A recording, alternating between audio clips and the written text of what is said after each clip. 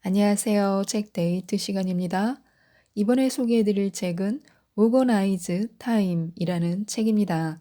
박정선 지음 북수고에서 나온 책입니다. 이 책은 매일매일 쌓이는 물건들 때문에 정리되지 않은 생활로 인해 고민이 많은 분들에게 도움이 되는 책입니다. 매일 하나씩 비우며 필요한 것들만 남기며 살림을 정리정돈했더니 인생까지 멋지게 바뀌게 된 저자의 노하우가 고스란히 들어있는 책입니다. 집을 물건이 아닌 행복으로 채우며 가벼운 삶을 만들었더니 시간적으로, 경제적으로 풍요와 만족을 느끼며 살아가고 있는 저자의 미니멀 라이프 비법을 몇 가지 알아보도록 하겠습니다. 나는 매일 어떻게 하면 집안일에 들이는 시간과 에너지를 줄일 수 있을까를 연구하는 꼼수의 달인이자 프로 귀차니스트입니다. 청소와 정리를 몰아서 했던 살림 시스템에서 매일 대강하는 청소 시스템으로 만들어야 했습니다. 집안일에 공들이는 시간과 에너지를 줄이기 위해서는 평소 마음을 먹어야 청소를 했던 공간부터 달라져야 했었는데 그곳이 바로 현관 바닥이었습니다. 바닥에 먼지와 각종 털들이 대굴대굴 굴러다녀도 외면했고 정리되지 않는 신발들과 언젠가는 쓸모가 있을 것 같아 보관해 두었던 택배 박스들, 둘 곳이 마땅하지 않아 놓아둔 아이스박스까지 그곳은 청소가 되지 않은 곳, 아니 청소하기 싫은 공간이었습니다. 대청소를 핑계로 한 달에 한 번 살림과 먼지를 걷어내는 장소가 바로 우리 집 현관이었습니다. 그대로 두어서는 하루 종일 현관만 쳐다보다 화병으로 죽든지 저기만 청소하고 정리하다 과로사로 죽든지 둘 중 하나일 것 같아서 밀대로 집안 바닥의 먼지를 쓸고 난 뒤에는 현관 바닥 마무리하기를 루틴으로 만들었습니다. 현관 바닥에 자주 신는 신발을 제외하고 신발장에 보관했던 택배 박스는 즉시 치워 버렸습니다. 그랬더니 꽤 오랫동안 현관 바닥에 먼지를 쓸어 담는 일이 쉬워졌고 1년여를 반복하다 보니 이제는 현관 청소에 공을 들이는 시간이 1분도 걸리지 않게 되었습니다. 치워야 할 물건을 제때 치우고 비워야 할 물건을 그때그때 비우고 정리해야 할 물건을 정리했을 뿐인데 나는 여태 이렇게 쉬운 일을 하지 않고 살았던 것입니다. 현관이 반짝이고 환해지면서 신기하게 다른 공간의 변화도 마음먹기에 달렸다는 생각을 했습니다. 그래서 화장실 청소 역시 에너지와 시간의 최소화 시스템을 만들어 움직였습니다. 매일 대강의 청소 시스템을 위해서 필요한 것은 못 쓰는 샤워볼 한 개와 틈새솔, 걸레 한 장이면 충분했습니다. 가스레인지, 주방 타일벽, 싱크대 볼, 유리창, 가구 위 역시 날 잡아 청소하기 싫어서 큰 힘이 들어가기 전에 매일 틈틈이 공간을 관리하는 중입니다. 정리도 마찬가지입니다. 언제 한번 날 잡아 정리해야지라고는 해도 진짜로 나를 잡아 정리를 한 적은 극히 드물었던 사람이었습니다. 정리 한번 하려고 하면 귀찮아서 미루고 막상 계획한 날짜가 되었을 때도 귀찮아. 티도 안 나는 정리해봤자 뭐해 라면서 정말 티도 안 나는 짓을 티가 나게 정리하지 않고 살았습니다. 그래서 많은 시간과 큰 힘을 들이지 않기 위해 새로운 루틴을 만들어야 했습니다. 그것이 바로 비움이었습니다. 물건이 가짓수가 적은 집도 아니었고 넓은 집도 아니다 보니 정리를 하려면 공간을 비워야 했습니다. 물건을 비워내야 정리하기 쉬운 집, 물건을 채우지 않아야 정리가 유지되는 집이 필요했습니다. 그래서 무조건 1일 일 비움을 2년간 지속했더니 정리로 시간과 에너지를 쓰지 않아도 되는 집이 완성되었습니다. 오랜 비움 생활로 터득한 나만의 정리, 청소 시스템은 가족에게도 물들어갔고 이제는 가족 모두가 한마음 한뜻으로 단정하고 깨끗한 공간을 만들어가고 있습니다. 집이 넓어 보이게 만드는 방법이 있습니다. 첫째, 쓰레기를 비우는 것입니다. 미니멀 라이프를 만나면서 우리 집의 근원적인 문제는 쓰레기를 제때 비우지 않았다는 사실을 인식하고 쓰레기를 하나둘씩 꺼내 비우기 시작하면서 공간이 보였습니다. 둘째, 가구 위 물건을 최소화하거나 아예 두지 말아야 합니다. 우리는 모태 미니멀리스트가 아닙니다. 처음부터 집안에 있는 모든 가구 위를 비우거나 최소화할 순 없습니다.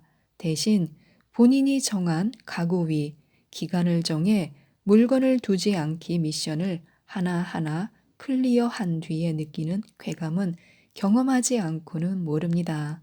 좁은 집은 넓게, 넓은 집은 더 넓게 사용할 수 있는 마법 같은 방법입니다. 셋째, 빈 벽을 드러내야 합니다. 벽을 채우고 있던 물건이 거쳐진 뒤 자연스러운 빈 벽은 집을 더 넓어 보이게 만들었습니다. 그러면서 절대 비우지 못할 물건들은 없다는 것을 깨닫게 되었습니다. 넷째, 바닥에 물건을 두지 말아야 합니다. 예쁘다고 드린 무언가 혹은 남들도 다 갖고 있다는 그것이 바닥을 점령하고 있지는 않는지 객관적으로 들여다볼 필요가 있습니다.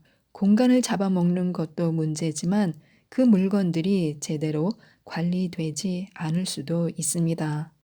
집을 넓게 만드는 방법을 우리는 이미 알고 있습니다. 결국 나의 생각이 바뀌고 습관이 변하면 가능한 일입니다.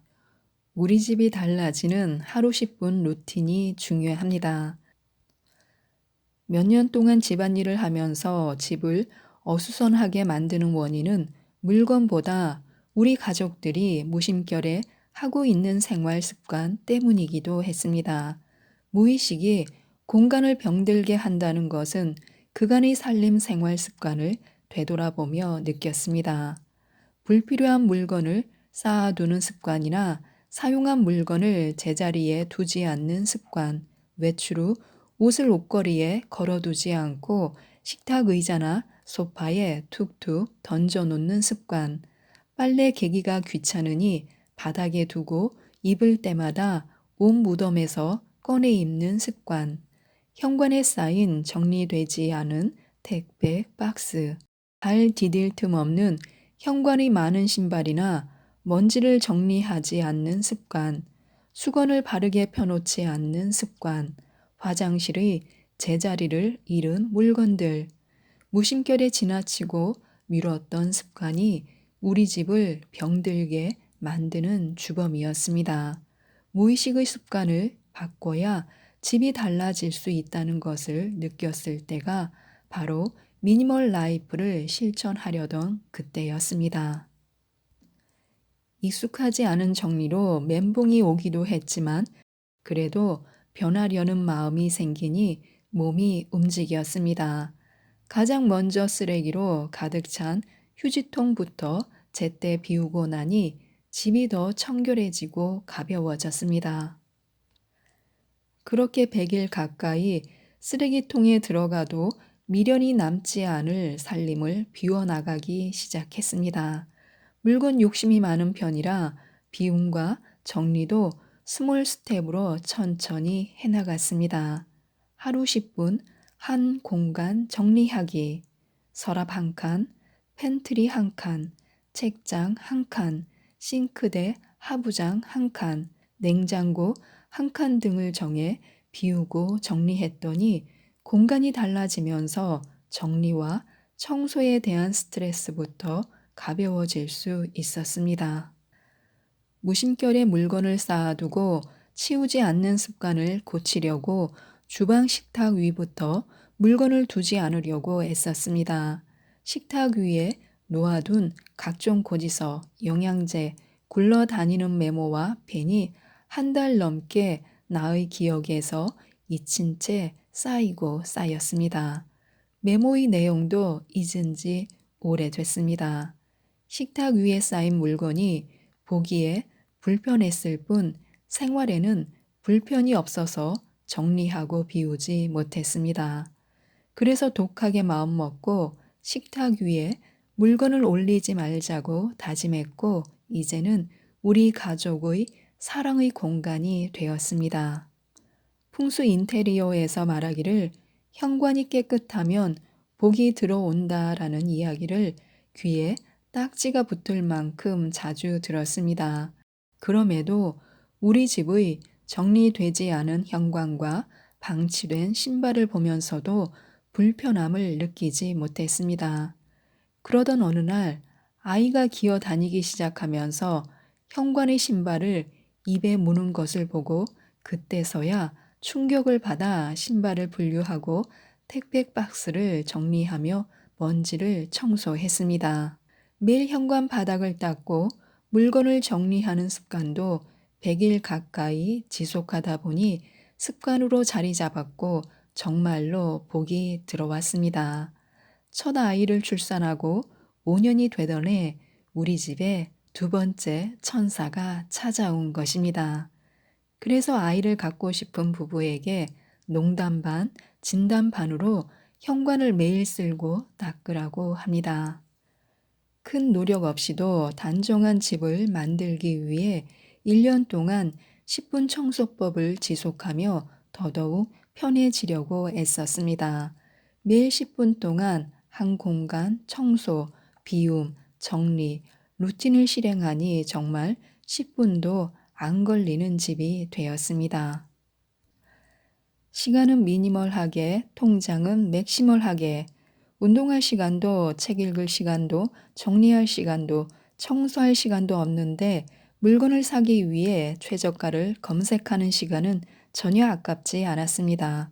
돈 한 푼 못 버는 사람이라는 자격지심, 집에서 놀면서 그것마저도 안 해라는 말은 듣고 싶지 않아서 외벌이 가정의 와이프로 자존심을 지키고 싶어서 자발적 궁핍 생활을 선택해야 했고 최저가 검색은 당연한 것이었습니다.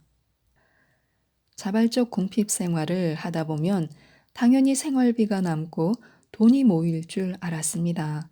하지만 생활비는 늘 부족했고 언감생심, 저축은 꿈에도 생각하지 못했습니다. 그저 적은 생활비로 빠듯한 가게를 운영해 가는 것이 문제이자 원인이라고 생각했습니다. 그러나 지금 다시 생각해 보면 돈을 모으지 못했던 이유는 푼돈의 가치를 중요하게 생각하지 않았고 많은 돈을 벌어야 돈도 모을 수 있다는 썩은 생각 때문이었습니다.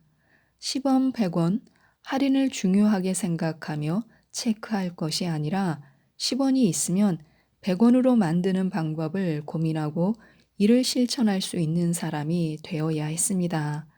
10원이 모여 100만 원을 만드는 사람은 돈의 액수를 탓하지 않았고 푼돈을 모아 시드머니를 만들었습니다.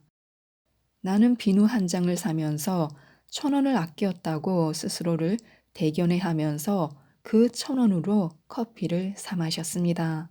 사고 싶은 물건이 생기면 안 쓰는 물건을 중고로 판매한 뒤 다시 돈을 보태 새 물건을 구매하는 배보다 배꼽이 더 큰 악순환이 돌고 돌았습니다. 물건을 최저가로 사는 것에 혈안이 되어 절약을 외치면서 실제로는 더 많은 돈이 내 지갑에서 세상으로 뿌려졌습니다. 어느 날 만보 걷기를 생활화하는 친구와 걷기 운동을 시작하게 되었는데 그 친구는 걷기 전에 캐시워크와 토스 만보기 앱을 설치하라고 하였습니다. 만보 걸어봤자 하루에 100원의 캐시를 적립하는 건데 무슨 도움이 될까 싶어 어물거리고 있었는데 그 친구가 하는 말이 100원이 200원이 되고 1,000원이 된다. 몇 달 동안 차곡차곡 모아서 나는 벌써 10만 원을 만들었어. 고작 10만 원 모으려고 만보를 걷는 거야? 건강도 챙기면서 돈도 모으는 재미가 얼마나 큰데. 그럼 그 10만 원은 어디에다 썼어? 푼돈 통장이 따로 있어. 거기에 현금화할 수 있는 적립 캐시를 이체하면 모이고 모여 목돈이 되더라고. 그래서 얼마나 모았어? 100만 원. 그걸로 우리 가족 여행 경비로 쓰려고. 100만 원이라는 금액도 신기했지만 말로만 듣던 앱테크만으로 목돈을 만들었다는 소리가 믿기지 않았습니다. 친구는 하루 중 잠깐의 시간을 들여 만보도 걷고 물을 마시며 건강을 챙기는 동시에 퀴즈를 풀고 설문조사나 출석 체크를 하는 것뿐이라고 했습니다. 앱을 다운받아 설치를 했고 결국 푼돈 계좌를 만든 지 1년 만에 100만 원이 모였습니다. 하루에 고작 100원, 2,000원 받으려고 앱을 다운받고 휴대폰의 용량을 내어주며 시간을 할애하는 것이 의미가 있을지 의문이었고 귀찮고 성가셨습니다. 그럴 바엔 100원을 안 쓰는 것이 훨씬 경제적인 것이라는 생각도 했습니다. 하지만 신기하게도 캐시를 적립할 때면 오늘도 열심히 살고 있다는 나름의 뿌듯한 증거가 되어 주었습니다. 캐시를 적립받으려고 일주일에 고작 이틀 동안 했던 만보 걷기도 주 5일로 늘려 돈도 모으고 건강까지 챙길 수 있었습니다. 지금까지 이 책에 대해서 말씀드렸는데요. 미니멀 라이프의 성공 기준이 그저 물건 없이 사는 것이 되어서는 안 된다고 합니다. 스스로가 정한 비움의 기준을 명확하게 세우고 내게 기쁨을 주거나 편안함을 주는 물건이라면 남겨놓거나 새로 들여도 된다는 것입니다. 이 책 오거나이즈 타임을 꼭 한번 읽어보시고 많은 도움을 받으셔서 자신만의 미니멀 라이프를 꼭 만들어 가셨으면 좋겠습니다. 이상 책데이트였습니다. 감사합니다.